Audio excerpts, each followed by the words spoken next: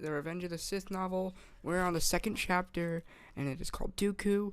And we're gonna start, and we're gonna film a lot of videos. So let's get it. The storm of blaster fire ricocheting through the hangar bay suddenly ceased. Clusters of battle droids withdrew behind ships and slipped out hatchways. Obi-Wan's familiar grimace showed past his blade as he let it shrink away. I hate it when they do that. Anakin's lightsaber was already back on his belt. When they do what? Disengage and fall back for no reason. There's always a reason, Master. Obi-Wan nodded. That's why I hate it. Anakin looked at the litter of smoking droid parts scattered throughout the hangar bay, shrugged, and snugged his back glove. Where's the Chancellor? The little droid's data jack-rotated on the wall socket. Its hollow projector eye swiveled, and the blue scanning laser built a ghostly image near Anakin's boot. Palpatine shackled into a large swiveled chair. Even in the tiny translucent blur, he looked exhausted and in pain, but alive. Anakin's heart thumped once, painfully against his ribs. He wasn't too late. Not this time. He dropped to one knee and squinted at the image. Palpatine looked as if he'd aged 10 years since Anakin had seen him. Muscle bulged along the young Jedi's jaw. If Grievous had hurt the Chancellor, had so much as touched him, the hand of jointed durasteel inside his black glove clenched so hard that the electronic feedback made his shoulder ache. Obi-Wan spoke from over that shoulder. Do you have a location? The image rippled and twisted into a schematic map of the cruiser. Far up at the top of the conning spire, R2 showed a pulsar of brighter blue. In the General's quarters, Obi-Wan scowled. Any sign of Grievous himself? The pulsar shifted to the cruiser's bridge. And gods. The hollow image rippled again and transformed into an image of the cruiser's general quarters once more. Palpatine appeared to be alone. The chair sat in the center of an arc of empty floor, facing a huge curved viewing wall. Anakin muttered, That doesn't make sense. Of course it does. It's a trap. Anakin barely heard him. He stared down at his black gloved fist. He opened his fist, closed it, opened it again. The ache from his shoulder flowed down to the middle of his bicep, and it didn't stop. His elbow sizzled, and his forearm, his wrist had been packed with red hot gravel, and his hand was on fire, but it wasn't his hand or his wrist or his forearms or his elbows. It was a creation of jointed durasteel and electro drivers. Anakin's lip drew back from his teeth. It hurts. Your replacement arm. When did you have it equipped?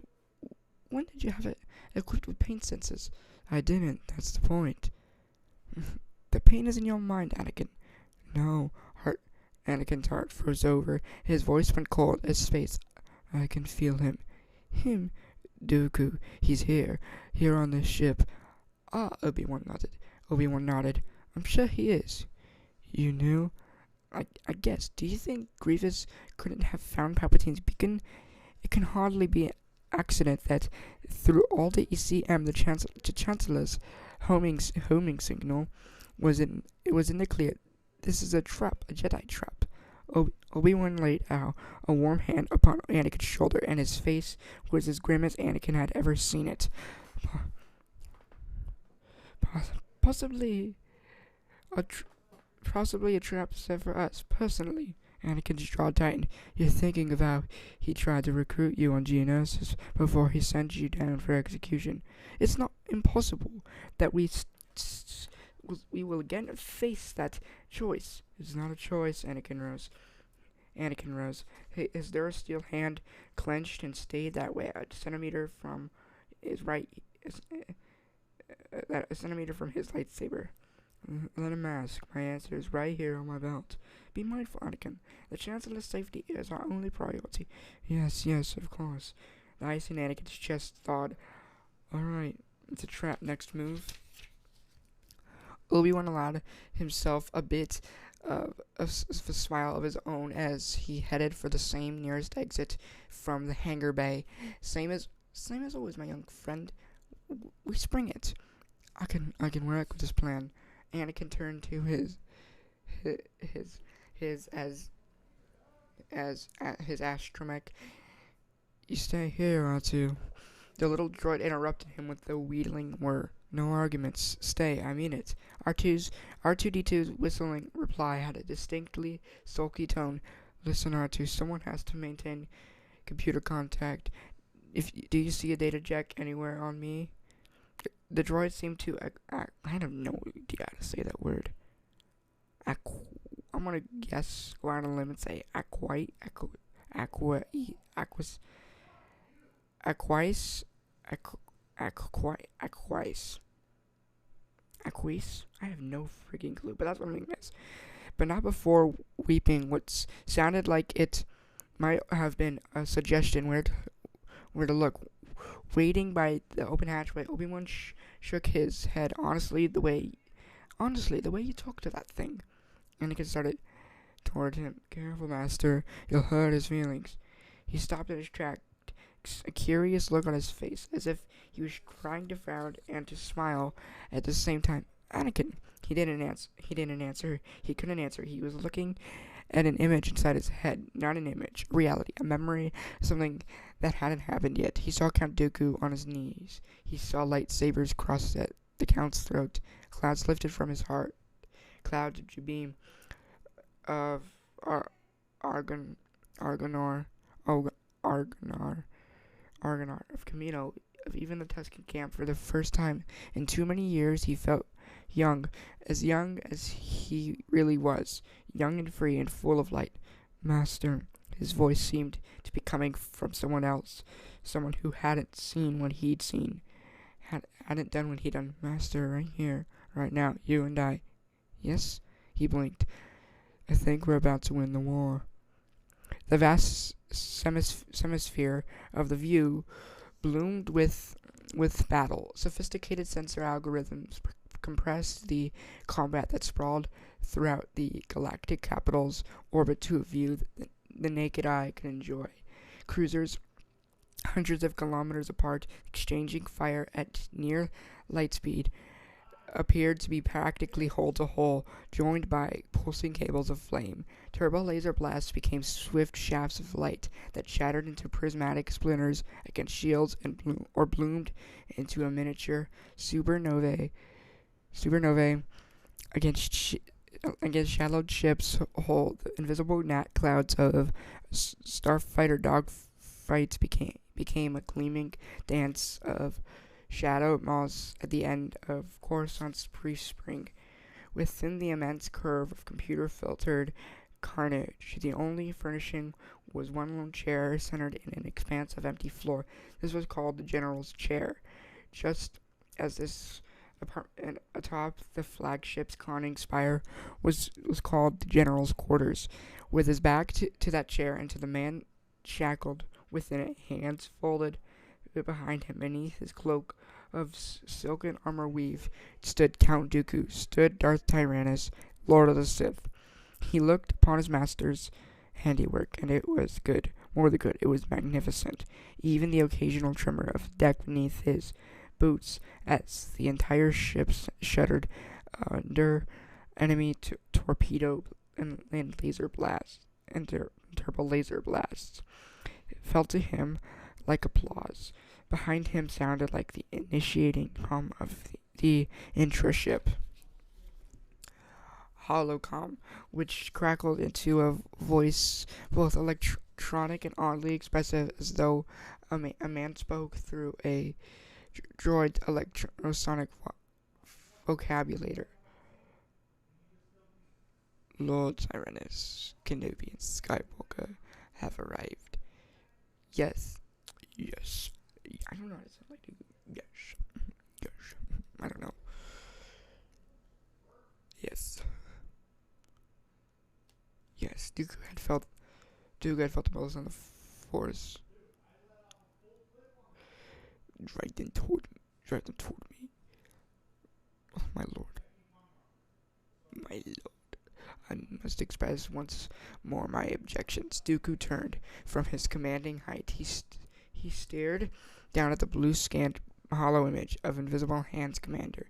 Your your objections have been noted already, General. Leave the Jedi to me.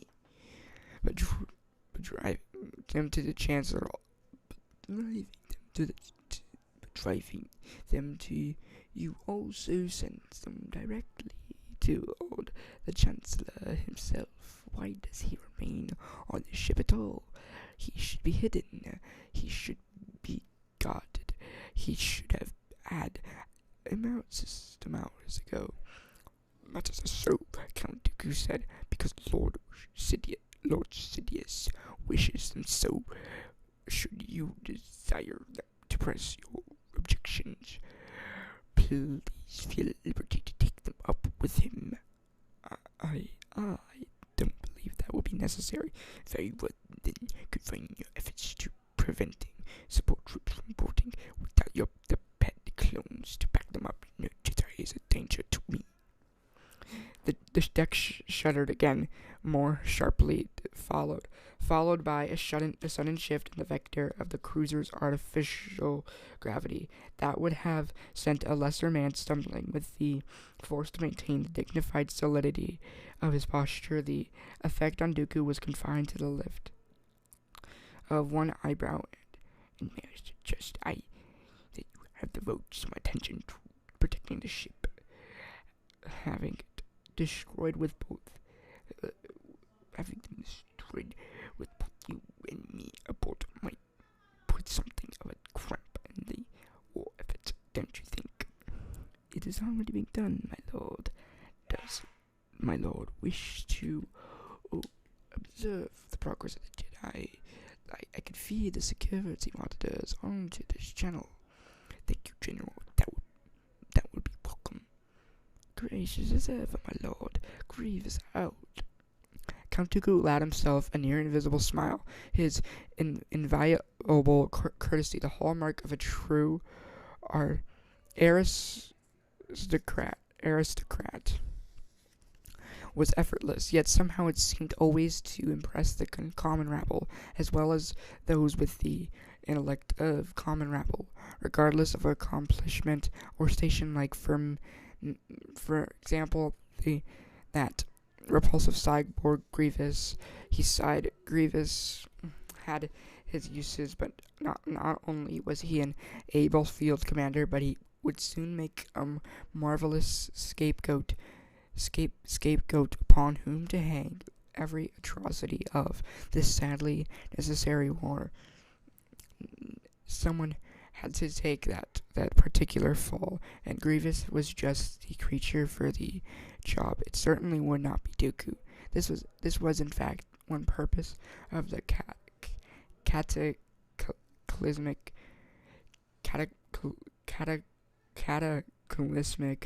battle outside, but not the only one. The blue-scanned image before him now became miniatures of Kenobi and Skywalker, as he had seen them so many times before, shoulder to shoulder, lightsabers whirling as they enthusiastically dismantled droid after droid, feeling as if they were winning, while in truth they were being chivied exactly where the lords of the Sith wanted them to go. Such children they were. Dooku shook his head. It was almost too easy.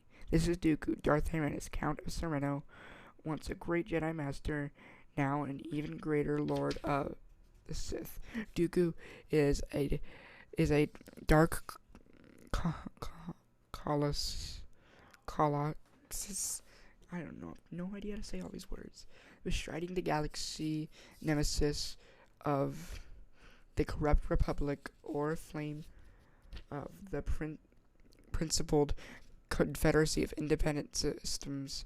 He is the very personification of shock and awe. He was one of the most respected and powerful Jedi in the Order's 25,000-year history. Yet at the age of 70, Dooku's principles would no longer allow him to serve a republic in which political power was for sale to the highest bidder. He said, he said farewell to his close friends on the Jedi Council, Mace Windu, and the ancient Master Yoda. He said farewell to the Jedi Order itself. He is numbered among the lost, the Jedi who renounced their fealty to the Order and resigned their commissions of Jedi knighthood in service of ideals higher than even the Order itself professed. The lost 20 as they have been known since Dooku joined their number and remembered with both honor and regret. Among the Jedi, their images sculpted from bronzium stand enshrined in the temple archives. These bronzium images serve as melancholy reminders that some Jedi have needs the Order cannot satisfy. Dooku had retired to his family estate, the planetary system of Sereno, assuming his hereditary title as its count, made him one of the wealthiest beings in the galaxy. Amid the unabashed corruption endemic to the Republic, his immense wealth could have bought the allegiance of any given number of senators. He could perhaps have bought control of the Republic itself, but a man of such heritage, such principle, could never stoop to be lord of a garbage heap, chief of a horde of scavengers squabbling over scraps. The Republic to him was nothing more than this. Instead, he used all the great power of his family for fortune and the vastly greater power of his unquestioned integrity to begin the cleansing of the galaxy from the fester of this so-called democracy. He's the icon of the separatist movement. Its public face he is to the Confederacy of Independent Systems, what Palpatine is to the Republic, the living symbol of the justice of its cause. This is the public story. This is a story that even Dooku, in his weaker moments, almost believes. The truth is more complicated. Dooku is different. He doesn't remember quite when he discovered this. It may have been when he was a young Padawan betrayed by another learner who had claimed to be his friend. Lorian Knott had said it to his face, "You don't know what friendship is." And he didn't. He had been angry, certainly furious that his reputation had been put at risk, and he had been angry at himself for his errant judgment, trusting as an ally on one who was in fact an enemy. The most astonishing part of the whole affair had been that even after turning on him before the Jedi, the other boy had expected him to participate in a lie in the name of their friendship. It had been also preposterous that he hadn't known how to reply. In fact, he has never been entirely sure what beings mean when they speak of friendships, love, hate, joy, anger, even when he can feel the energy of these emotions in others.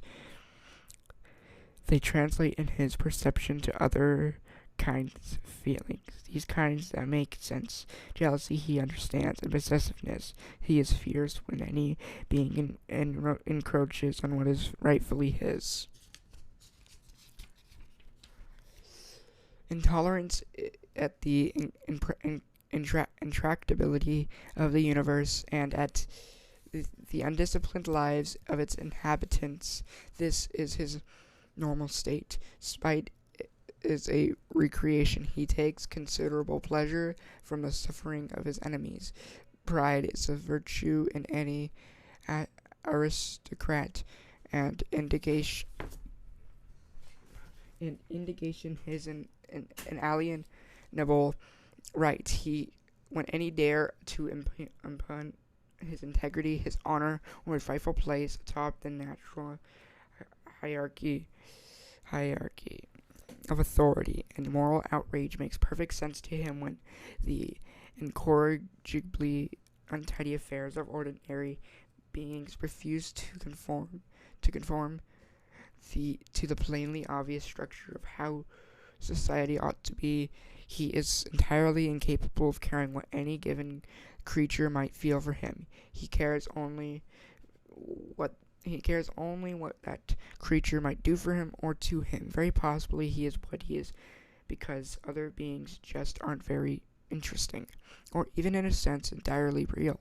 For Dooku, other beings are mostly abstractions, simple schematic sketches who fall into essential categories. The first category is assets, beings who can be used to serve his various interests, such as for most of his life, and to some extent even now the Jedi, particularly Mace Windu and Yoda, both of whom had regarded him as their friend for so long that it had effectively blinded them to the truth of his activities, and of course for now the Trade Federation and the Intergalactic Banking Clan, the Techno Union, the Corporate Alliance, and the weapon lords of Geonosis, and even the common rabble of the galaxy who exist largely to provide an audience of sufficient size to do justice to his grandeur.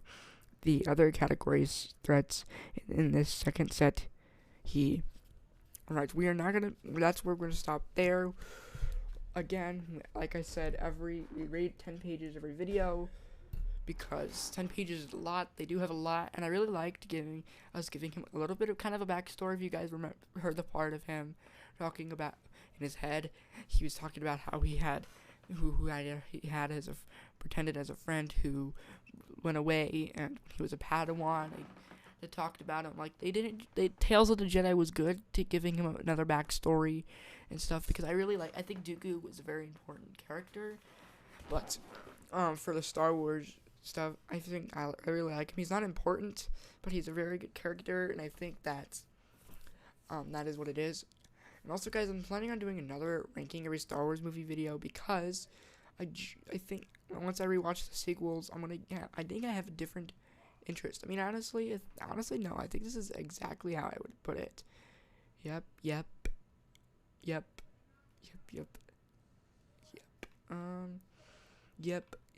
Everything's good for me. So I think that was cool for us to talk about him. I think Dooku was really cool, and how they're doing another chapter about him.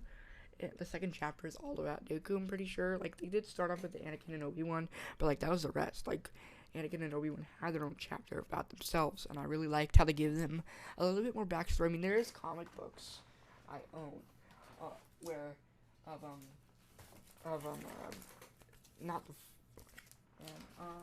I have the graphic novels for the,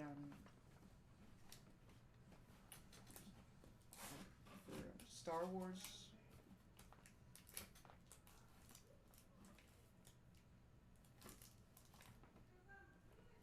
Somewhere here.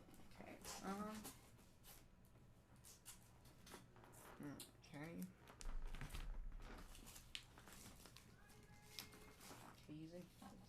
In here somewhere. It's a graphic novel.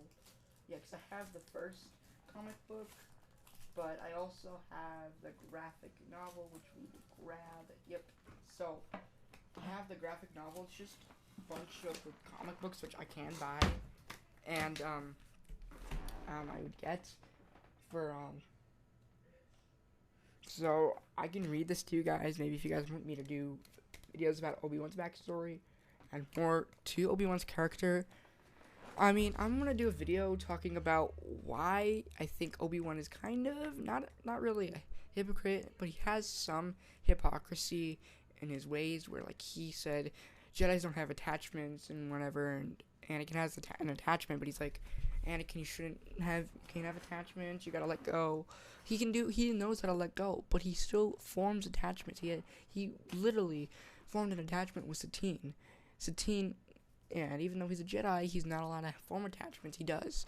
So I think he kind of has some ways, but then he does know how to let go. So he's not a hypocrite in all the ways I have seen him in, but he is kind of a hypocrite, kind of.